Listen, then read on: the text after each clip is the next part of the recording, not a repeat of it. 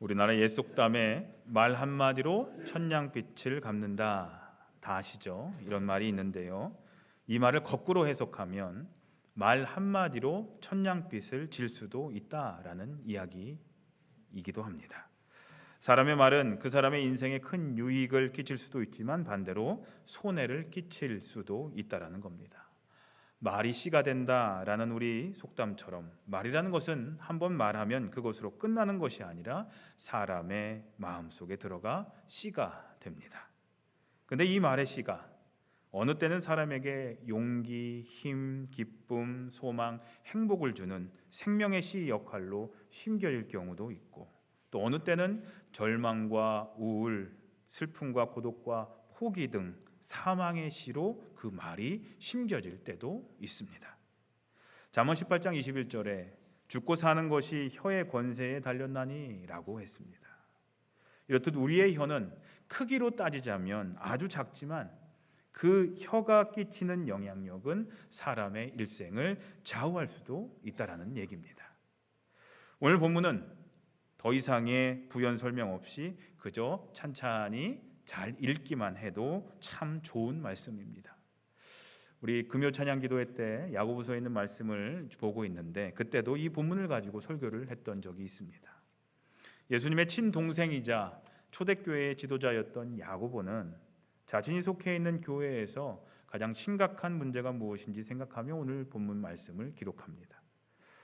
어떤 공동체를 이룰 때 그 구성원이 가장 견디기 힘든 것이 무엇인가 하면 가장 가까운 믿었던 사람한테서 말로 입는 상처일 겁니다. 그런데요, 교회 공동체도 별반 다르지 않다라는 겁니다. 오늘 우리가 읽은 본문 말씀에서는 사람의 됨됨이와 그 사람에 대해 알 수 있는 평가 기준은 그 사람의 혀다라고 얘기를 합니다. 우리의 몸은 다양한 지체를 가지고 있습니다. 보이는 지체로는 큼지막한 팔과 다리가 있을 겁니다. 그리고 보이지는 않지만 우리 몸속에는 오장육부 등 다양한 지체들이 있습니다. 그런데 그 많은 지체 중에서 혀라는 지체는 지극히 작은 지체에 불과합니다. 어떤 사람은 혀가 새치혀라고 얘기를 하죠. 새치혀.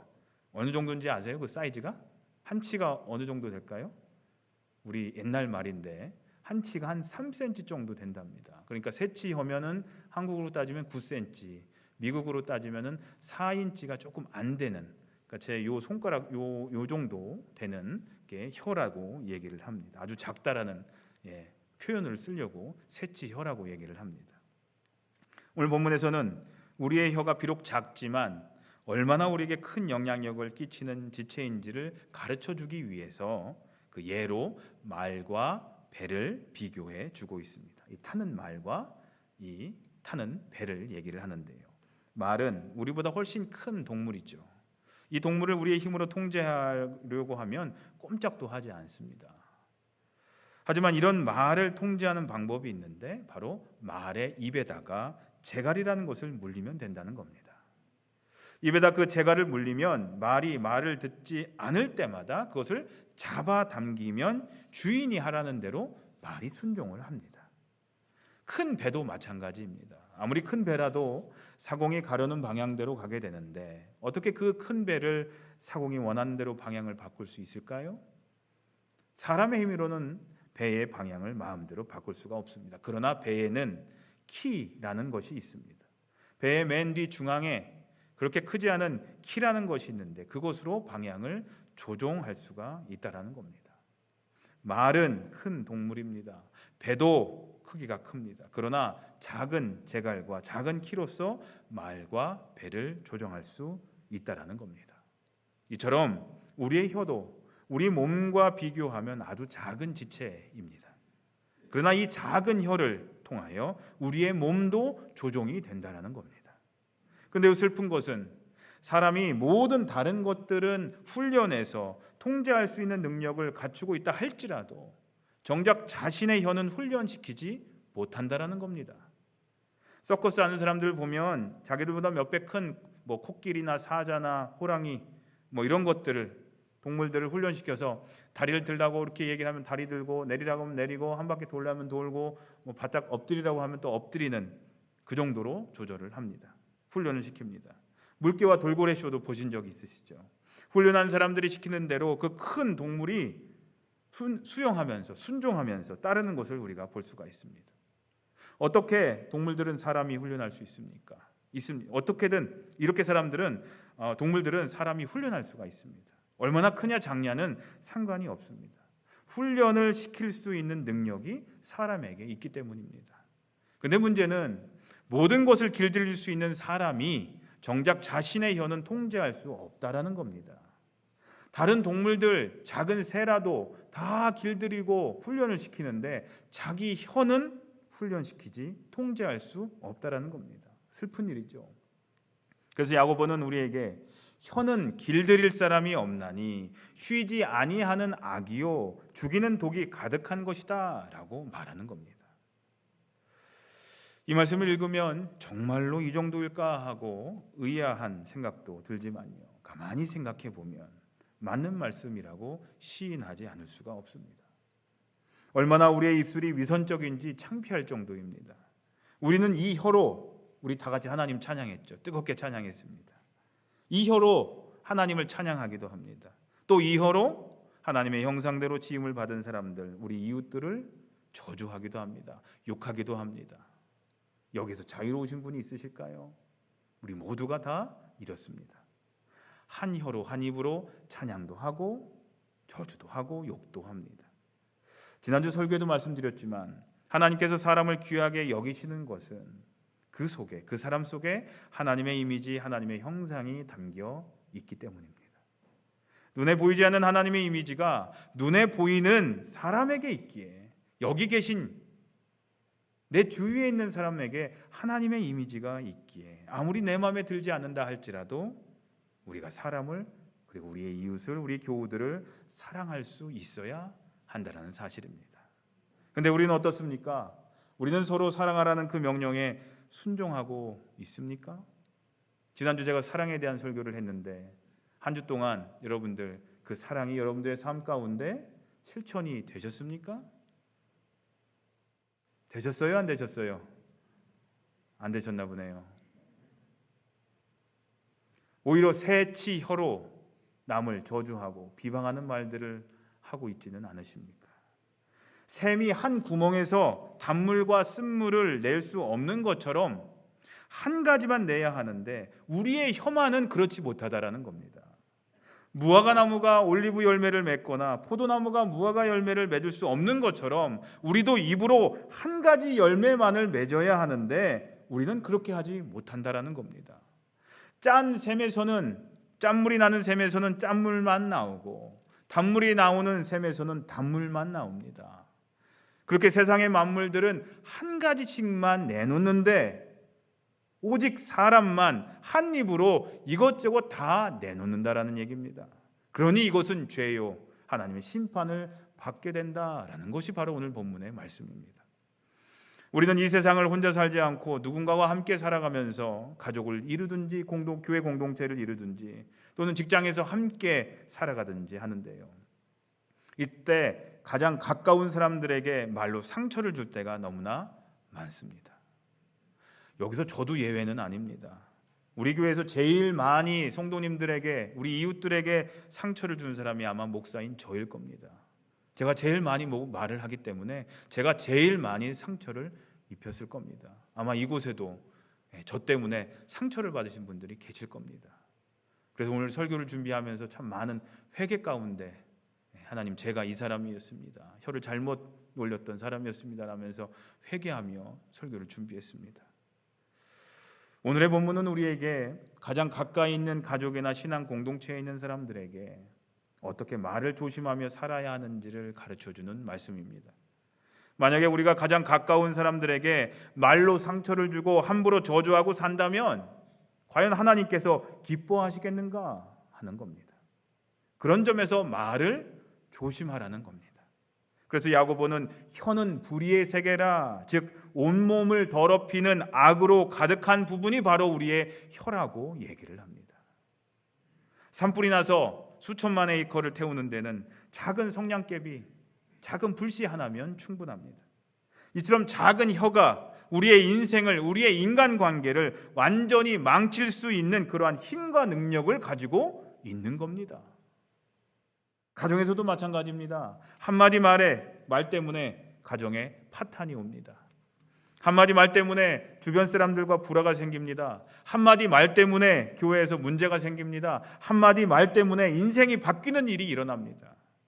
오늘 본문 말씀에서 우리가 다 실수가 많으니 만일 말에 실수가 없는 자라면 곧 온전한 사람이라 능히 온몸도 굴레 씌우리라 라고 말합니다.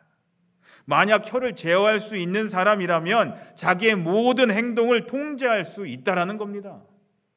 여기서 말하는 온전한 완전한 사람이라는 의미는 죄가 하나도 없는 그런 신적인 존재와 같은 것을 의미하는 말이 아닙니다. 그 사람이 얼마나 영적으로 성숙했는지가를 나타낸다라는 얘기입니다. 만약 혀를 잘 사용하는 사람이라면 그 사람이 바로 신앙적으로 성숙한 사람이라는 겁니다. 그러기에 그 사람이 어떤 사람이냐 하는 것은 그 사람의 입에서 나오는 말로써 그 사람의 됨됨이를 알 수가 있다는 사실입니다. 우리가 가지고 있는 타이틀이, 우리가 가지고 있는 위치가 우리의 됨됨이를 나타내는 것이 아니라 우리의 입에서 나오는 말이 어떤 말이냐에 따라서 그 사람의 됨됨이가 결정된다는 사실입니다. 아마 여러분들은 지금까지 살아오시면서 아마 많은 이런 말들을 많이 들어보셨을 겁니다. 참 아름다운 눈을 가지셨네요. 안 들어보셨습니까? 참 보기가 좋습니다. 참 좋은 피부를 가지고 계시네요. 인상이 참 좋으시네요. 아름다운 미소를 가지고 계시네요. 참 아름다우십니다 오늘따라. 이런 얘기 많이 들으셨죠? 들으셨을 거라고 믿습니다. 다 들으셨을 거예요.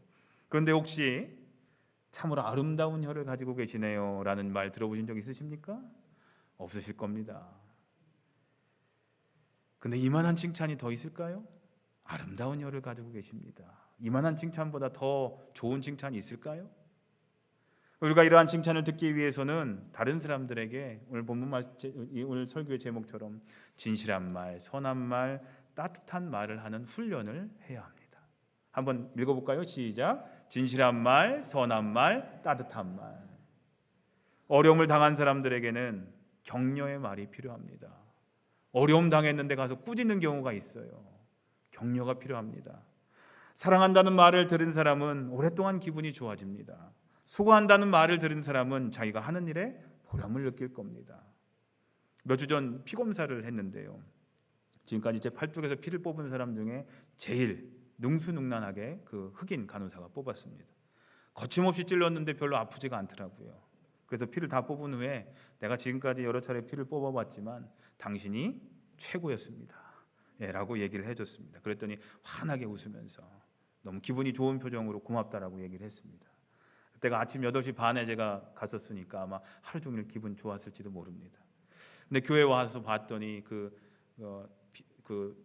밴드에이드로 이렇게 해주잖아요. 솜을 해놨는데 솜에 피가 흥건히 이렇게 젖어 있는 거예요. 팔뚝이 그리고 붓는 거예요. 아픈 거예요. 근데도요 잘했다는 생각이 들었습니다.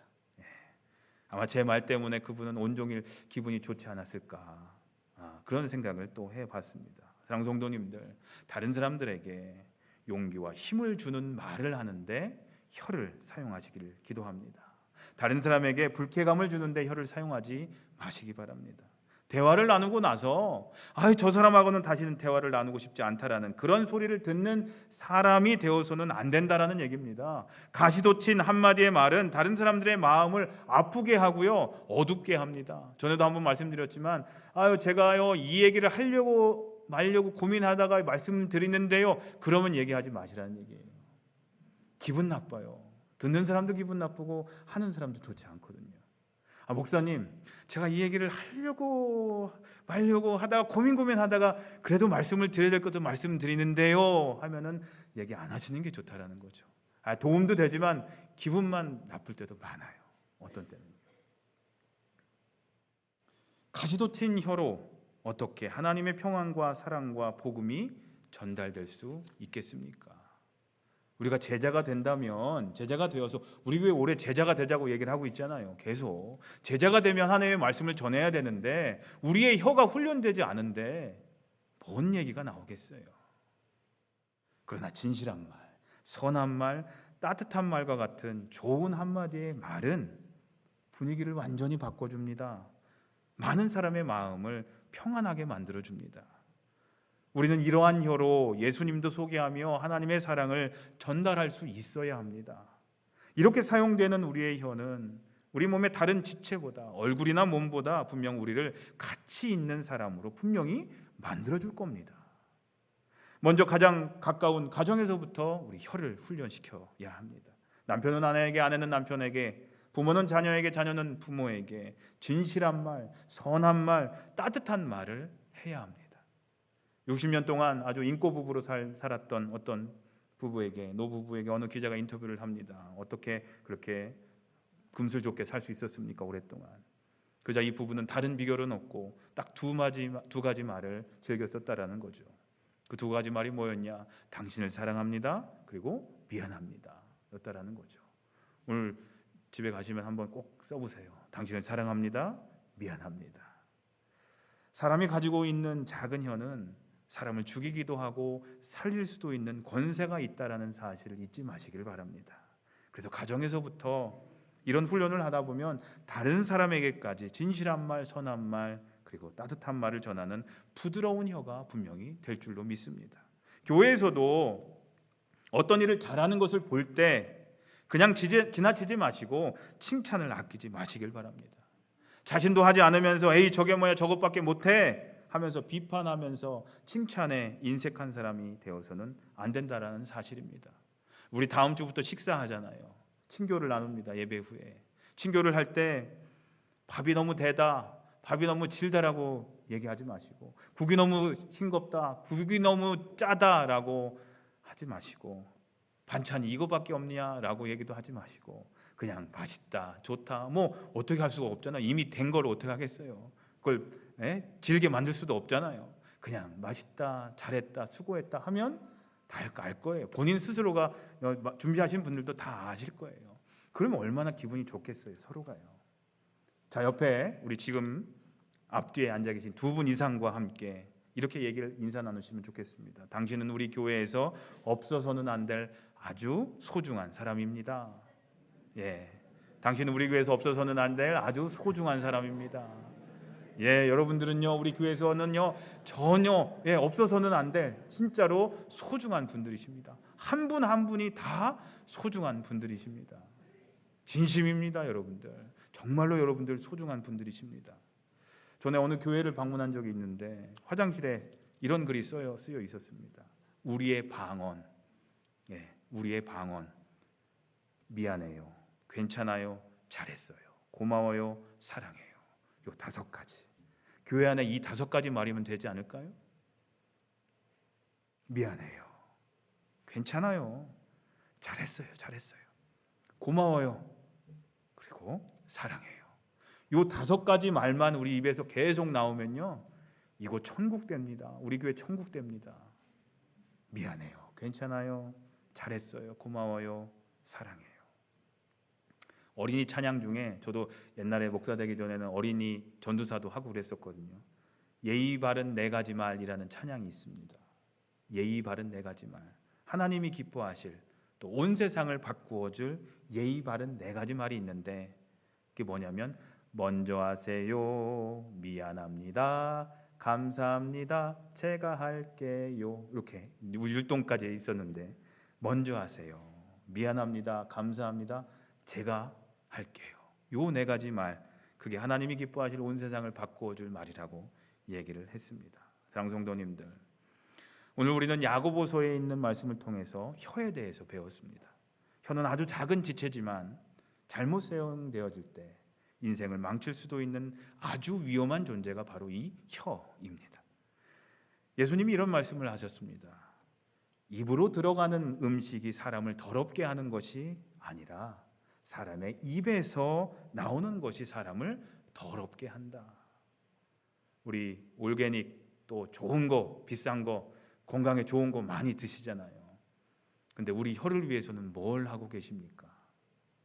입으로 들어가는 음식이 우리를 더럽게 하는 것이 아니라 우리 마음에서 나와서 입을 통해 전달되는, 혀를 통해 전달되는 말이 사람을 더럽게 한다는 겁니다. 예수님은 우리의 혀를 부정하게 사용하지 말라고 분명히 말씀하셨습니다. 그런데도 성숙하지 못한 혀 때문에 얼마나 많은 일들이 일어나는지 모릅니다. 예수 믿지 않는 세상 사람들 가운데서 일어나는 일들이야 우리가 말할 필요도 없습니다.